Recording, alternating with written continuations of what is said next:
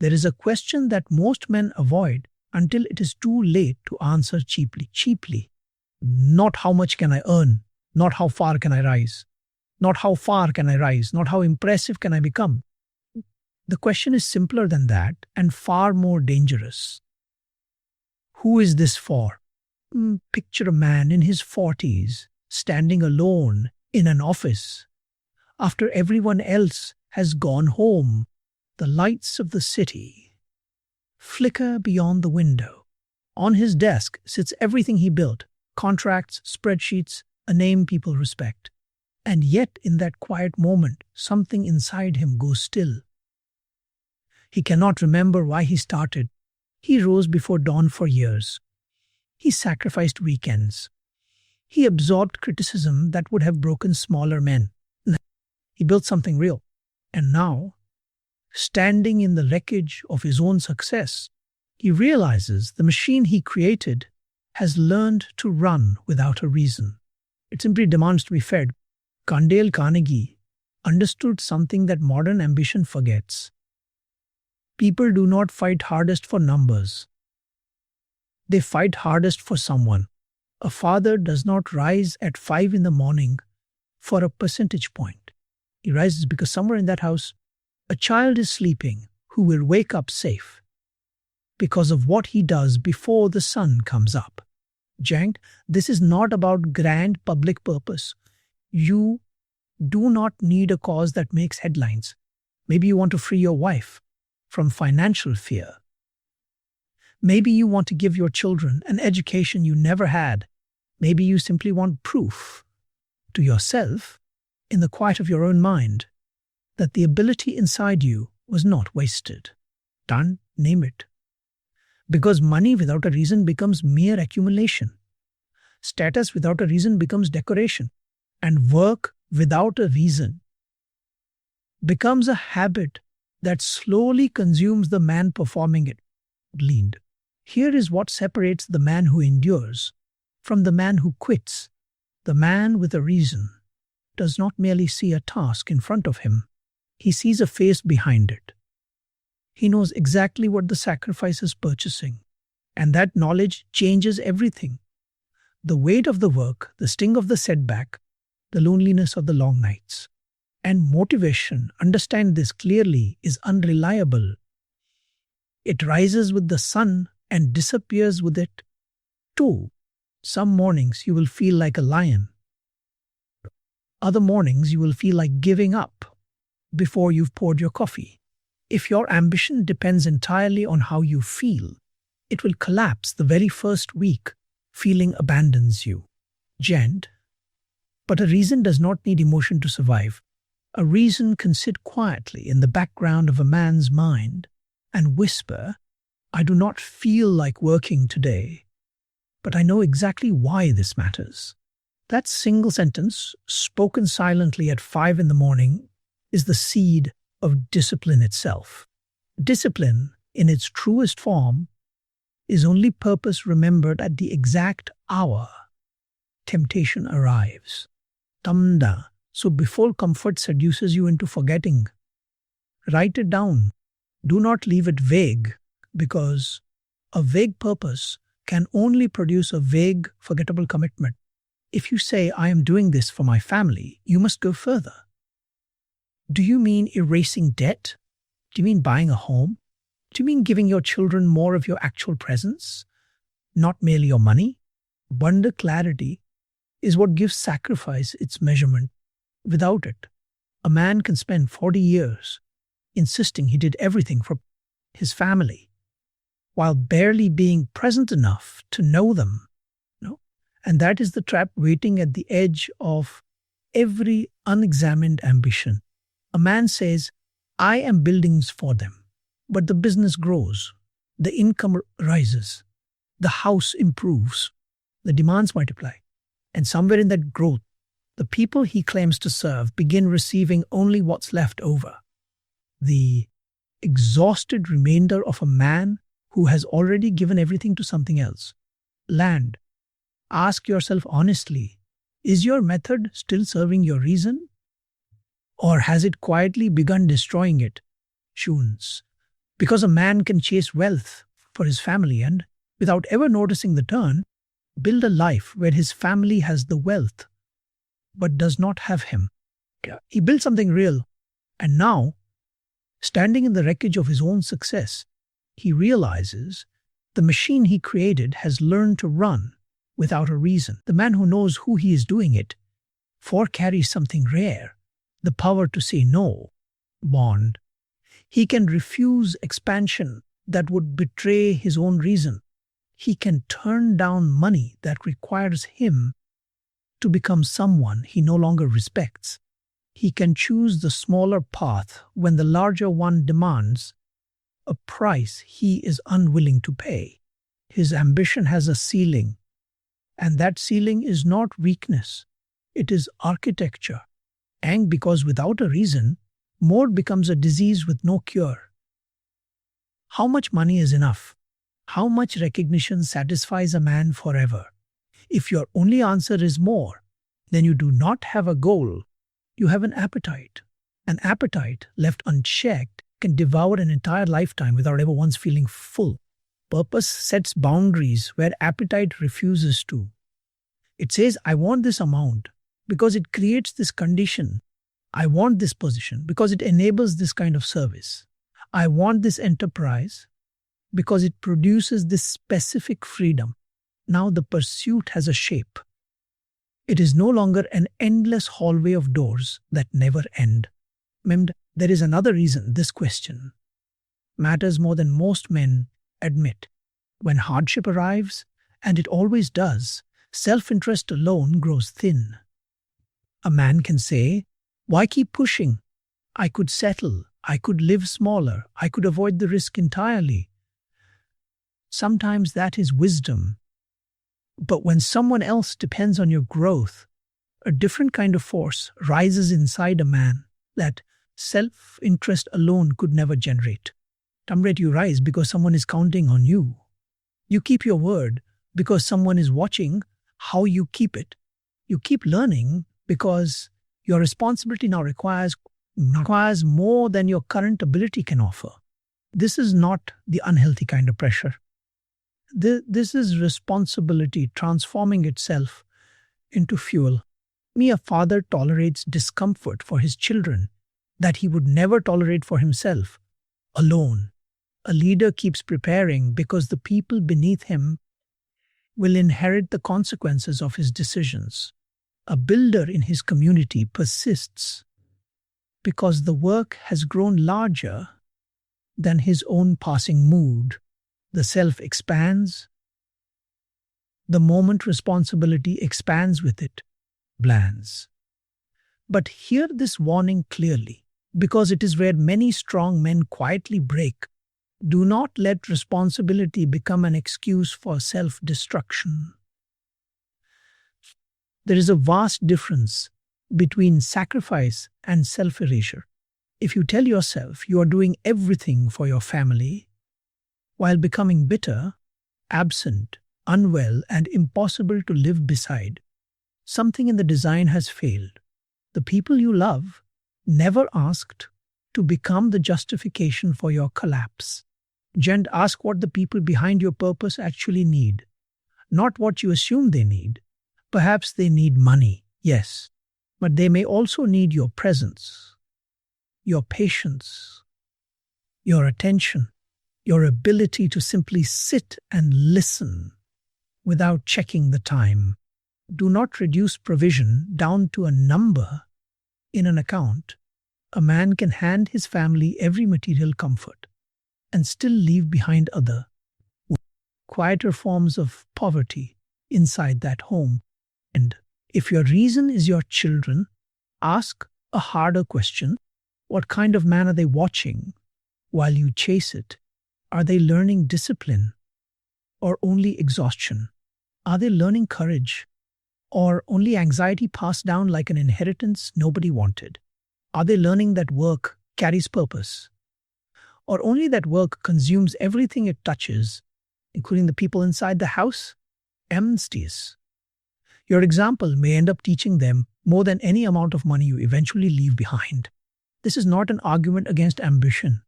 Build strongly, earn boldly, expand wherever expansion truly serves the purpose.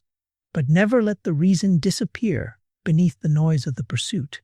A man can become so fascinated with the machinery of achievement, the metrics, the milestones, the comparisons, that he forgets where the machine was supposed to be taking him in the first place. The numbers quietly become the purpose. The growth quietly becomes the purpose.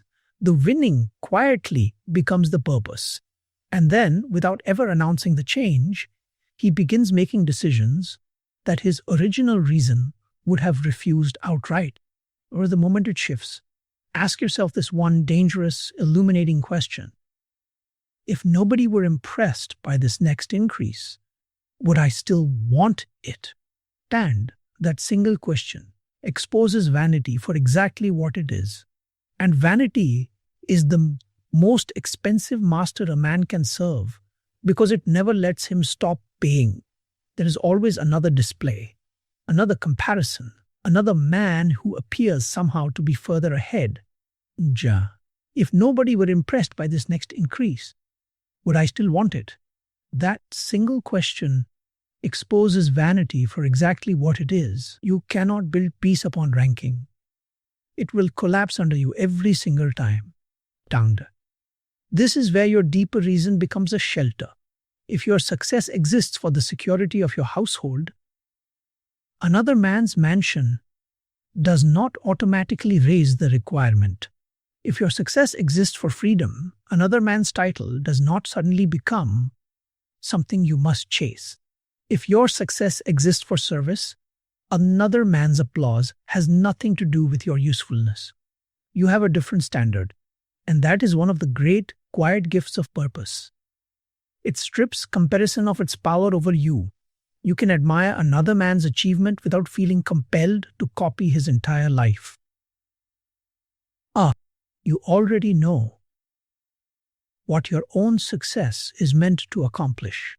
That clarity protects your concentration like a wall protects a house from weather. It also sharpens your sacrifice. You stop sacrificing for symbols and start sacrificing for outcomes that actually matter. Maybe you live modestly for a few years while building a reserve. That sacrifice has purpose. Maybe you study late into the night while others rest because a new skill will change what your household can earn. That sacrifice has purpose. Maybe you refuse a prestigious position because accepting it would pull you away from very people you are trying to serve. That refusal has purpose too. Purpose does not always demand more effort. Sometimes it demands a different decision entirely. This is where many ambitious men lose their way. They assume commitment means always choosing the larger opportunity in front of them. It does not.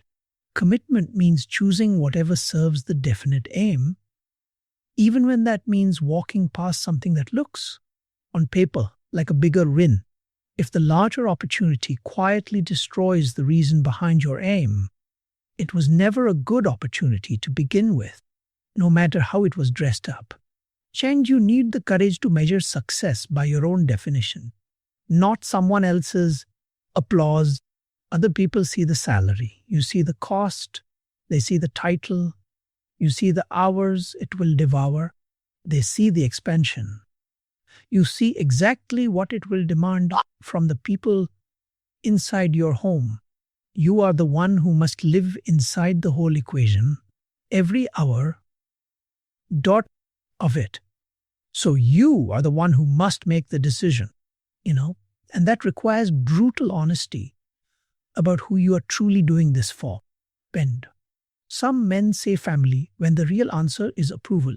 The family becomes a respectable mask for an ambition the man is too afraid to name out loud. So examine yourself without flinching. If your family were already completely secure, would you still want the next level? If the answer is yes, ask why. Maybe you love the craft itself. Maybe you want mastery. Maybe you simply want to build something significant with the time you've been given. Fine. Name that honestly. Do not hide your own ambition behind someone else's name. Damn, a clear motive is far easier to govern than a disguised one. There is nothing shameful about wanting personal achievement. The danger only begins the moment you start lying to yourself about why you want it. A man who knows his true motive can set real boundaries around it. A man who does not know his motive becomes remarkably easy to manipulate by flattery, by comparison, by fear, by nothing more than habit, nor the motive. Then ask the question underneath it. Does it deserve years of your life? Giants, because every major aim is purchased with time, and time is the one currency that cannot be replaced. Money lost can be earned again. An hour lost is gone permanently. When you choose a goal, you are choosing exactly what will receive your mornings, your evenings, your thoughts, your energy, your undivided attention. This is why the question, who is this for, was never sentimental. It is economic in the truest sense. You are allocating the most limited resource a man will ever possess, his own life. Spend it with intention. Do not hand over 10 years to a goal simply because it sounds impressive at a dinner party. Know exactly what those years are meant to produce. Know who benefits from them. Know what kind of man the pursuit will require you to become in order to reach it. And know above all what you refuse to lose while gaining it. Money lost can be earned again, and our lost is gone permanently. You are allocating the most limited resource a man will ever possess, his own life. Once the reason becomes clear, another question arises quietly behind it. If you know who your success is for, what exactly do they need you to build? And what kind of man must you become so the success you create actually serves them instead of becoming another burden they are forced to carry? Stop measuring success only by what you can accumulate. Ask what the people behind your ambition truly need. That question is harder than it looks. A family may need financial security, but security is never created by income alone. It is created by judgment, by consistency, by a man who can face a difficult decision without turning every difficulty into fear that spreads through the whole household, by a man whose word, once given, can be trusted without a second thought. A large income carried by a restless, angry, distracted man creates a strange, hollow kind of wealth. A smaller income carried by discipline, planning, affection, and stability may build something far stronger underneath it. Do not mistake this for an excuse to shrink your ambition. Earn more where greater earning serves a worthy purpose. Build more where greater building creates real freedom. But never reduce success down to money simply because money is the easiest thing to count on a page. Trust cannot be counted.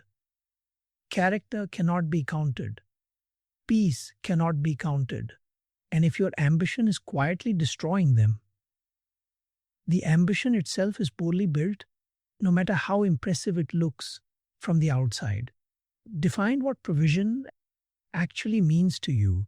If you say, I am doing this for my children, ask what you truly hope they receive. Only inheritance, or courage, only education, or the living example of a man who never stopped learning, only a comfortable house, or a household where the truth can be spoken without fear of the reaction? You want both, material preparation and moral preparation, standing side by side. Badger.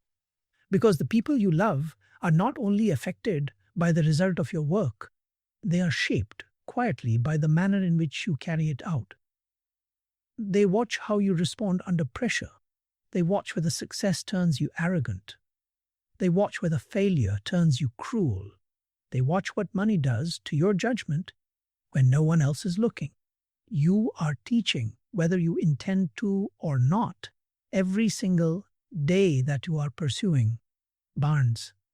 Suppose you build wealth through panic, every decision made from fear, every expense turned onto an argument, every risk treated like a catastrophe. You may succeed financially and still teach an entire family to fear money for the rest of their lives. Now, suppose instead you build through calm planning, living within your means, keeping a reserve, discussing decisions without panic, taking calculated risks, correcting mistakes without collapsing. Wealth and wisdom grow together in that house. Which inheritance do you think is stronger? Chu. This is why the man must become worthy of the very result he intends to give. If you want to hand your family security, become stable yourself. First, if you want to give them opportunity, become capable. If you want to give them guidance, become teachable. If you want to give them peace, learn to govern your own fear before you ever try to calm theirs. You cannot reliably give away what you yourself have never developed. Man, a worthy purpose should call something better out of the man pursuing it. That is one true test of whether your ambition is sound. Ask what the goal is forcing you to become: more disciplined, more patient, more skilled. Good. Those qualities will outlive nearly every individual achievement you chase.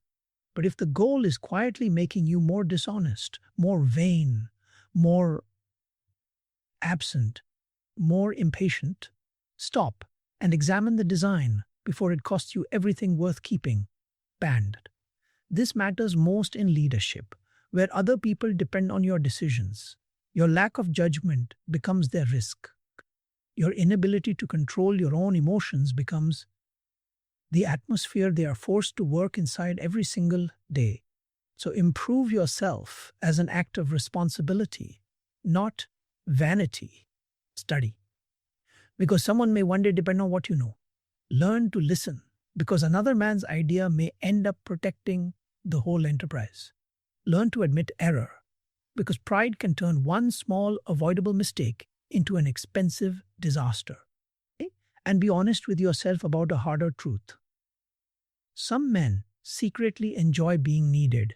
They say they are carrying everything for others, but part of them enjoys the identity of being indispensable. Delegation starts to feel like a threat. Rest starts to feel irresponsible.